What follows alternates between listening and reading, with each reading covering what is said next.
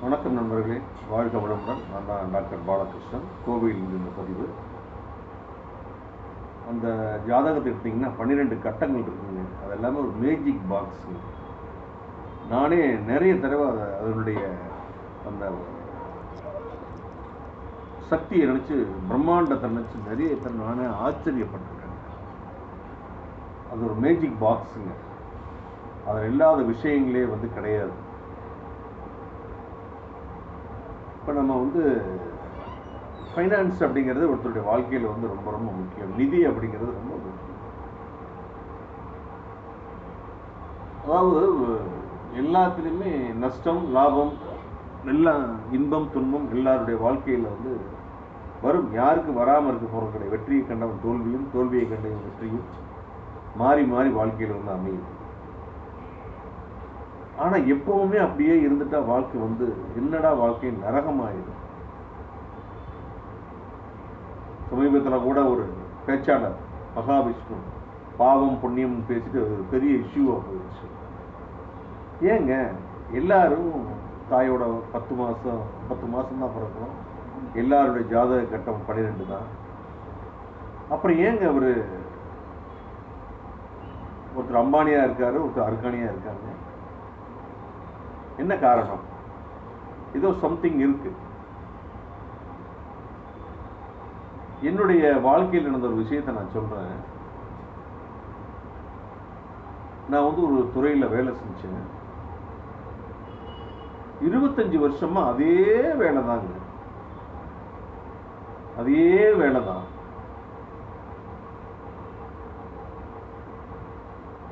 ஆயிரத்தி 1996 2017 வரை 21 வரை அதே வேலை தான். திருப்பி junior check inspector, senior check inspector, அதுக்கப்புறம் சீனியர் செக் இன்ஸ்பெக்டர். 21 வருஷமா செஞ்சுட்டு இருக்கேன். 21 வருஷமா நான் தொழிலில் அனுபவசாலி. ஆனா ஒரு நடத்துனராக இருந்துட்டு ஜூனியர் கண்டக்டர், சீனியர் கண்டக்டர், அவர் ப்ரமோஷன் ஆகி சீனியர் செக் இன்ஸ்பெக்டர் என் கூட வேலை செய்கிறாங்க. 21 வருஷமா நான் செக்கிங் இன்ஸ்பெக்டராக இருக்கேன். நேற்றுக்கு வர நடத்துனராக இருந்துட்டு இன்னைக்கு சீனியர் கண்டக்டர் அப்படியே சீனியர் செக்கிங் இன்ஸ்பெக்டராக மாறிட்டாரு. என் கூட வேலை செஞ்சுட்டு இருக்காருங்க. அடுத்த 3 வருஷத்துல அவர் டிராஃபிக் இன்ஸ்பெக்டர் ஒரு ப்ரமோஷனை வாங்கிடுறாரு. அடுத்த 3 வருஷத்துல டிராஃபிக் மேனேஜர் ப்ரமோஷனை வாங்கிடுறாரு. நான் வாழ்க்கையே வெறுத்து போய் தான் 21 வருஷம் கழிச்சு இது என்னடா ஒரு பொழப்பு அப்படின்னு எனக்கு பின்னால பூரா ப்ரமோஷனில் போயிட்டா நான் பார்த்தீங்கன்னா அவனுக்கு கீழே வேலை செஞ்சுட்டு இருக்கேன். வாழ்க்கை வெறுத்து போய் தான் நான் பிஆர்எஸ்ல நான் வந்தேன். சமீபத்தில் என் கூட ஒர்க் பண்ண நண்பரை பார்த்தேன். நல்ல பையன். ஜாப்ல அவர் சூட்டிப்பு கிடையாது. என் கூட ஒர்க் பண்ண காலங்களில் ஒரு சூட்டிப்பு கிடையாது.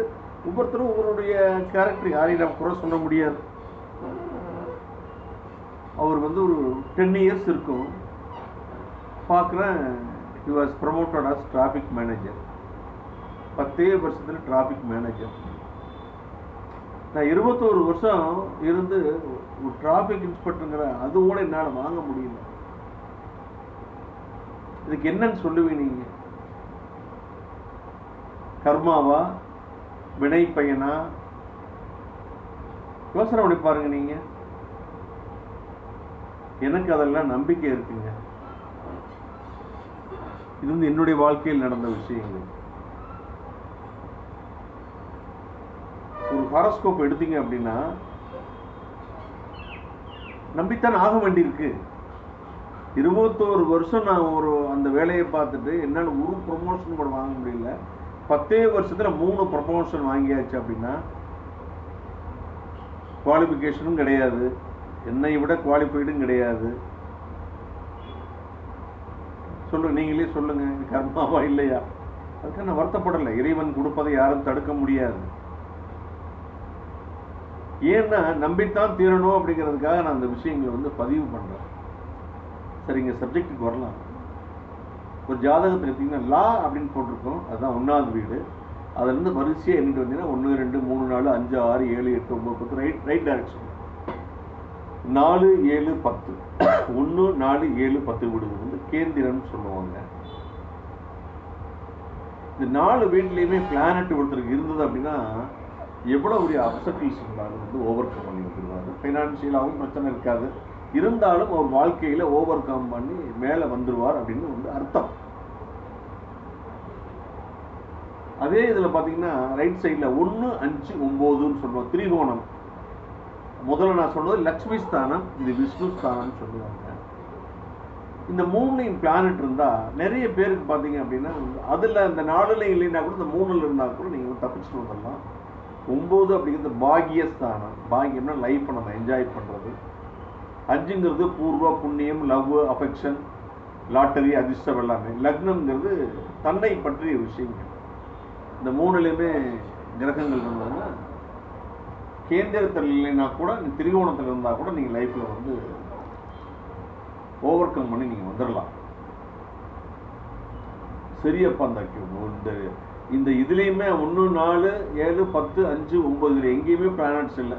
1 4 7 10 5 9 6 கட்டம். 6 கட்டத்தில் ஒன்றுமே இல்லை, மீதி 6 கட்டத்தில் இருக்கு அப்படின்னு வச்சுக்கோங்க. 3 6 10 11 3 6 10 11 உபஜெயஸ்தானம் அப்படின்னு சொல்லுவாங்க.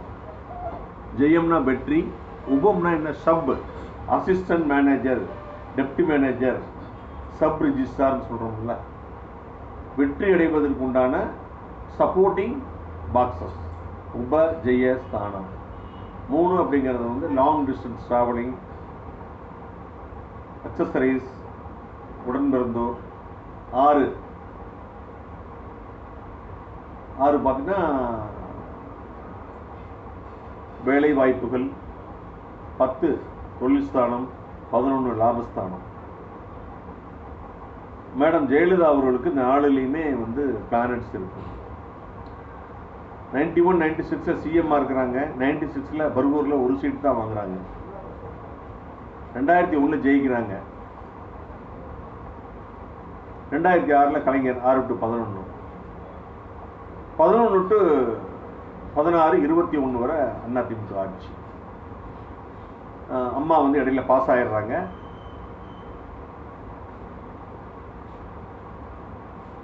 11 to 16 வந்து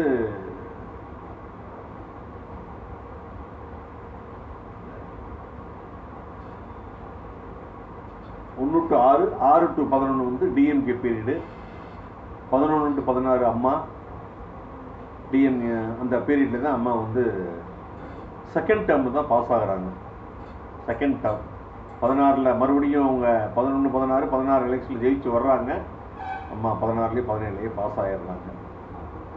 ஏன் இந்த வார்த்தைகள் நான் சொல்கிறேன் அப்படின்னா சப்போர்ட்டிங் பாக்ஸஸ் அதெல்லாமே எத்தனை தோல்வி அடைஞ்சாலும் அதில் பாதாளத்துக்கு போனாலும் ஒரு எம்பி வாங்கினா கூட திருப்பி 40 எம்பி ஜெயிச்சாங்க. திருப்பி செகண்ட் டைம் கான்சிக்யூட்டிவாக தொடர்ந்து 2வது முறையாக சிஎம்மாக இருந்தாங்கன்னா அவங்க சப்போர்ட்டிங் பாக்ஸஸ் எல்லாம் பிளானட் இருந்தது.